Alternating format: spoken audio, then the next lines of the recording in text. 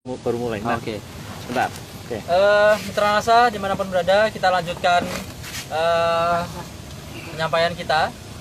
Dan ini prosesi pencampuran pakan yang akan nanti pakan ini diberikan di udang. Memang kalau kita bicara pakan, biaya produksi yang tertinggi, sehingga kita sebisa mungkin lakukan strategi agar kita bisa menghemat pakan, tetapi juga bisa meningkatkan efisiensi pakan. Artinya penyerapan menjadi lebih tinggi. Nanti hubungannya dengan FCR. Nah, untuk itu nanti kita lihat bagaimana teknis budidaya atau teknis cara pencampuran dari penggunaan Viterna, POC NASA maupun tangguh probiotik. Nanti akan dibarengi atau di awal ketiganya tidak masalah, atau pada saat proses pencampuran seperti ini. Kita tadi sudah timbang pakannya.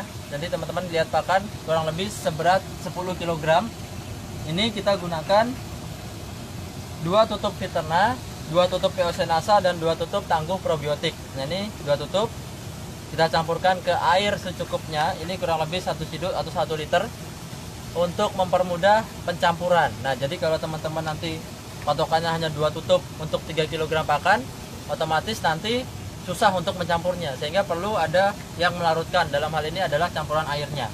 Nah, sehingga ketika sudah dicampur, kita aduk merata sampai dengan larut, baru kemudian kita campurkan ke pakannya. Jadi pastikan untuk merata. Nah, ini kita aduk semua sampai dengan rata. 10 kg pakan tadi kita pakai kurang lebih totalnya 6 tutup. Nah, jadi luar biasa penggunaan yang sangat tepat untuk udang yang populasinya tinggi. Ini merupakan ukuran kurang lebih 3M untuk udang berat kurang lebih 7 gram. Nah, jadi memang pakan ini manajemennya kurang lebih semakin besar udang, itu frekuensi pemberian lebih tinggi. Kalau ini kita berikan frekuensinya 3 kali dalam 1 hari. Bisa jadi nanti ketika ukuran sudah lebih tinggi, udang udah ukuran lebih tinggi, kita berikan lebih banyak frekuensinya. Hitamnya disebutin. Kenapa? Masih ada hitamnya.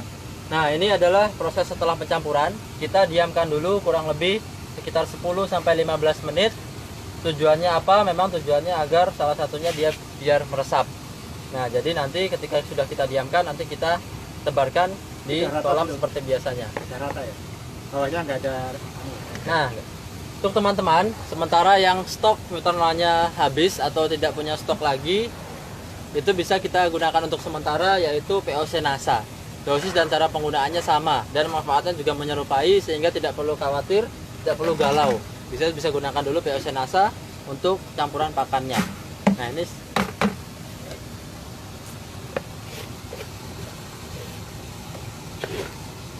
pakan yang kualitas bagus, umumnya kadar proteinnya di atas 30%. Ini kita pakai kurang lebih 32-35% kadar proteinnya. Sehingga ketika pakan itu bagus, ditambah lagi dengan penyerapan dan kandungan dari vitamin dan probiotiknya juga sudah ada, otomatis bisa meningkatkan efisiensi dan pencernaan pakan yang ada.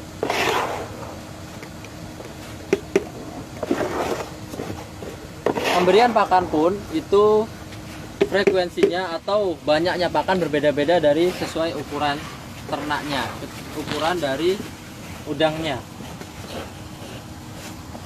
Nah, ini kalau kita lihat kurang lebih, kenapa tadi frekuensi kalau masih kecil itu sedikit, yang umumnya adalah karena memang kondisi lahannya masih baik, masih bagus, sehingga pakan alami masih tersedia banyak juga, sehingga cukup digunakan, diberikan sedikit.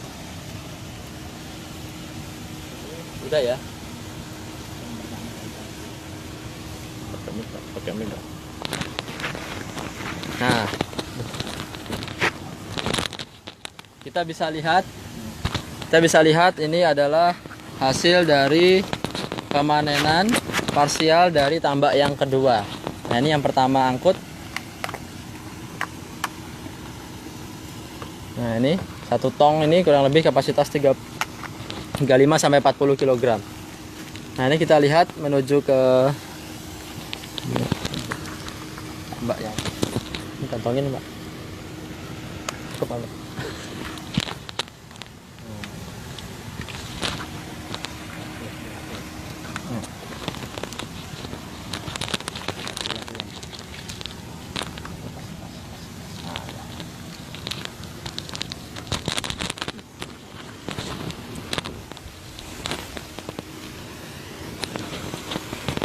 Nah, setelah pencampuran pakan tadi, itu adalah pakan yang akan kita berikan ke tambak yang di sebelahnya. Kalau kita sebut adalah tambak 3. Ini 1, yang sebelah sana 2, yang tambak yang satunya adalah yang ketiga atau tambak yang paling luas. Nah, itu untuk diberikan pakan. Dalam pemberian pakan itu yang dilakukan adalah sebelumnya itu dengan mematikan kincir. Nah, umumnya dimatikan kincirnya agar nantinya udang bisa pakan bisa tersebar secara baik. Dan ini kita menuju ke tambak yang kedua yang kondisi tambaknya sangat intensif, padatannya sangat tinggi. 200 ekor per meter persegi, sehingga kita punya kolam 1000 meter itu kita tebarkan 200.000 ekor dengan padatan yang luar biasa. Kita lihat hasilnya, udangnya seperti apa.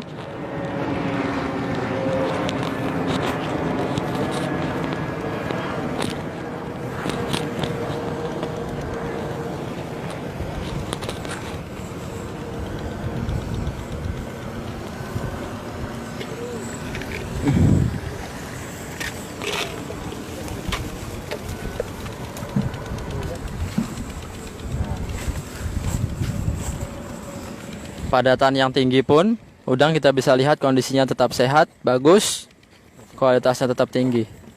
Pakannya itu juga. Nah, Pakan belum disebar ya. Coba ada, Pak. Nah, ini kita bisa lihat di sini dari organ tubuhnya lengkap. Kita lihat ini jelas ya, hitam ya. Apa namanya saluran pencernaannya ini? Nah, ini hitam ini. Tuh, lurus, tidak putus-putus. Nah, biasanya yang putus-putus ini biasanya ada penyakit. Umumnya adalah white pieces atau berak putih. Umumnya di para petambak sampaikan.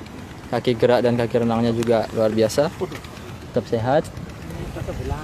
Nah, ini panel-panelnya juga bagus. Dia mencari pakannya dengan panel ini, dengan sinyal ya. Jadi matanya ini bisa dibilang pajangan. Nah, jadi dia melihatnya, mengamatinya dengan panel. Nah, ini cangkangnya pun sehat, kuat, rapat dengan dagingnya. Nah, jadi ini kondisi udang yang bagus, yang sehat.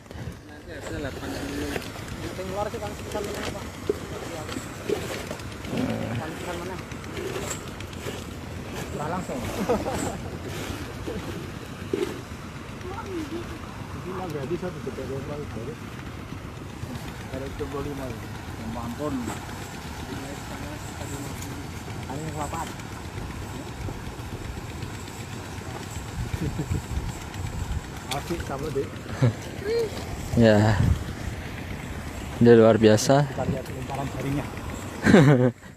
Ini proses pemanenan parsial, yaitu dengan menggunakan jaring. Sudah ahli, akan terbiasa untuk melempar jaringnya. Sekali angkut, sekali tebar, 1 sampai 2 pulau terlampaui. Ya, jadi 1 sampai 2 tong terpenuhi. Nah, jadi luar biasa, sangat handal. Tapi juga ini membuktikan bahwa kolam ini sangat padat penebarannya, sehingga ketika di jala itu banyak sekali yang tertangkap. Ini kalau kita lihat memang sudah termasuk super intensif ya, karena memang kalau kita kategorikan ada yang tradisional, umumnya memang di bawah 10 per meter, kemudian ada yang semi intensif sekitar 50-an sampai 70-an, itu adalah semi intensif, dan kalau sampai dengan 100 per meter itu sudah termasuk intensif, dan ini lebih dari 100 meter, lebih dari 100 ekor per meter, sehingga masuk ke dalam kategori yang super intensif. Dan kita amati ternyata mendapatkan juga hasil yang luar biasa, udang tetap sehat, kondisi air, lingkungan, oksigen, dan lain sebagainya juga kondisinya bagus. Ini bagi teman-teman tadi yang belum mengikuti, salah satu penentuan kualitas air adalah dari DO. DO itu adalah oksigen terlarut. Nah, sehingga kita sering lihat temui di lapangan adanya kincir. Itu tujuan salah satunya adalah untuk menambah oksigen yang ada di air kolam. Nah, dalam hal ini dengan teknologi nanobubble tadi yang kita juga sudah sampaikan bahwasannya kita juga bisa tingkatkan oksigen terlarut menjadi lebih tinggi dengan bantuan teknologi yang sudah diteliti, diterapkan dan juga sudah hadir di beberapa tambak itu menggunakan teknologi yang namanya nanobubble. Ukuran oksigen akan menjadi nano, menjadi yang sangat kecil, sepermiliar. Nah, kalau menggunakan alat nano ini kualitasnya ataupun ukurannya kurang lebih sekitar 70 sampai 200 nanometer. Sehingga oksigen nanti bisa langsung menyatu dengan air sehingga DO akan terjaga tinggi. DO normal yaitu 4 ppm. Lebih dari itu DO akan menjadi lebih bagus. Nah, kalau kita lihat juga, ini kita lihat kecerahan airnya. Cerahan normal air yang ideal yaitu sekitar 25 sampai dengan, nah ini, sampai dengan 40 cm. Kalau memang kecerahan airnya itu lebih tinggi lagi, itu berarti kita harus segera lakukan pemupukan susulan agar air tidak menjadi bening. Nah, itu tandanya butuh yang namanya pemupukan tambahan. Kemudian dari salinitas. Salinitas kita ukur dengan alat yang namanya refraktometer. Kita bisa lihat kadar atau kepayauan airnya, kadar garamnya. Ketika memang dia di bawah kondisi biasanya, kita bisa tambahkan dengan KCl umumnya yang dilakukan kurang lebih 1 ppm.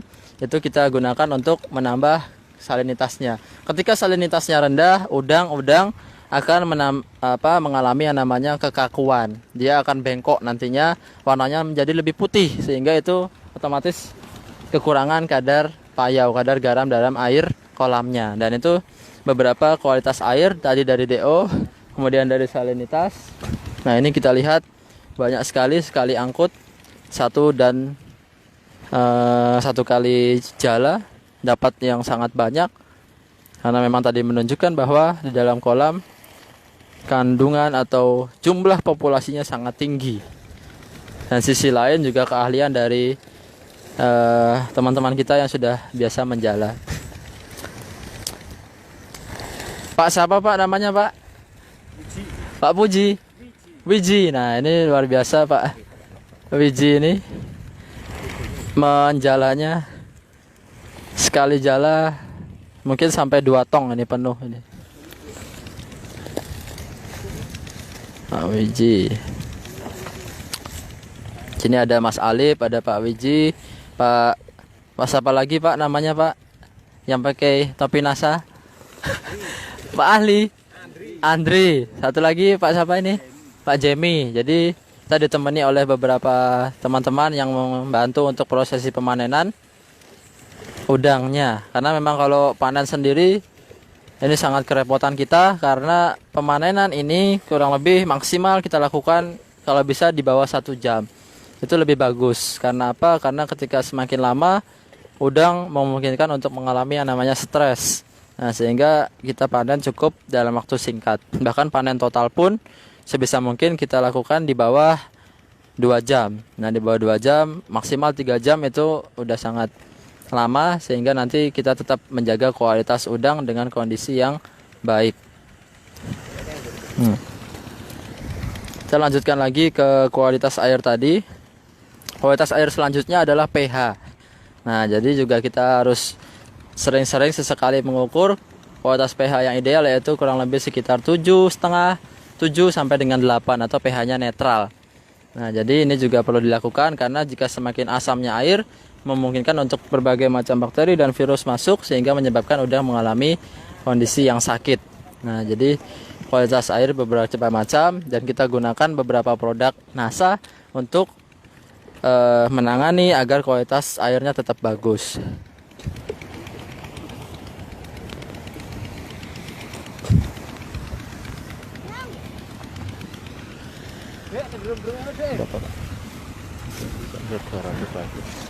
Udah ya? Nah, jadi dicukupi sekarang yang video sini untuk ya. kantor. Oke. Tidak tutup ya? Pakan ya? Oh ya. Kita ke pakan dulu terakhir ya. Kita ke pemberian pakan tadi yang sudah dicampurkan. Eh, jadi memang manajemen pakan ini juga tidak kalah penting.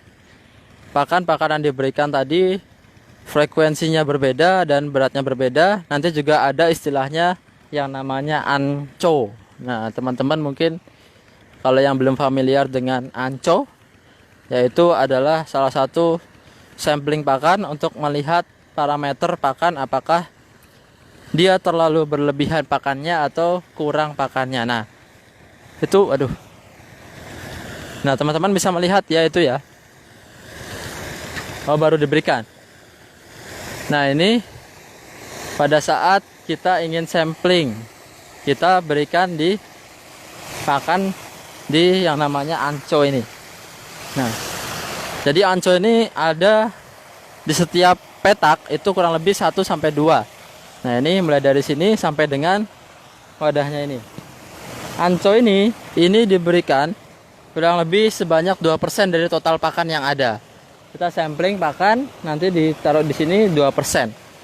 Nah, ketika 2% ini ditaruh, dimasukkan ke dalam kolam, nanti kita tunggu kurang lebih selama 1 sampai 2 jam untuk melihat apakah pakannya habis atau masih ada. Sehingga jika pakannya nanti masih ada, otomatis di sesi selanjutnya, pemberian pakan selanjutnya kita bisa kurangi pakannya. Ini kemungkinan pakannya terlalu banyak. Juga bisa nanti melihat kualitas udangnya, nafsu makannya seperti apa. Nah, ini kurang lebih 2% dari pemberian Hanko. Nanti berapa jam Mas ditunggunya? 1 jam ya? Iya. Ya, jadi nanti 1 jam. Nah, ini ketika sudah diberikan, nah itu nanti pakan sudah diberikan asa tadi, diberikan seperti biasa di kolamnya. Nah, itu di kolam diberikan oleh Mas Arif tadi, berputar mengelilingi. Nah, jadi seperti itu. Tutup ya. Mitra NASA dimanapun berada, kita sudah menyampaikan beberapa hasil dari liputan kita pada siang hari ini. Dan untuk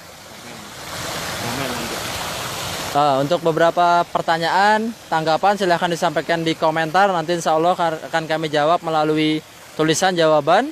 Dan untuk sesi ini kami cukupkan terlebih dahulu. Terima kasih teman-teman yang sudah mengikuti dari awal sampai dengan sekarang. Semoga yang kami sampaikan dapat bermanfaat. Terima kasih. Bagi yang menginginkan videonya, ditunggu sebentar. Kami akan berikan rangkumannya nanti. Dan juga apabila ingin langsung meng-share dari video saya langsung juga boleh. Tetap semangat dan semangat pagi. Wassalamualaikum warahmatullahi wabarakatuh.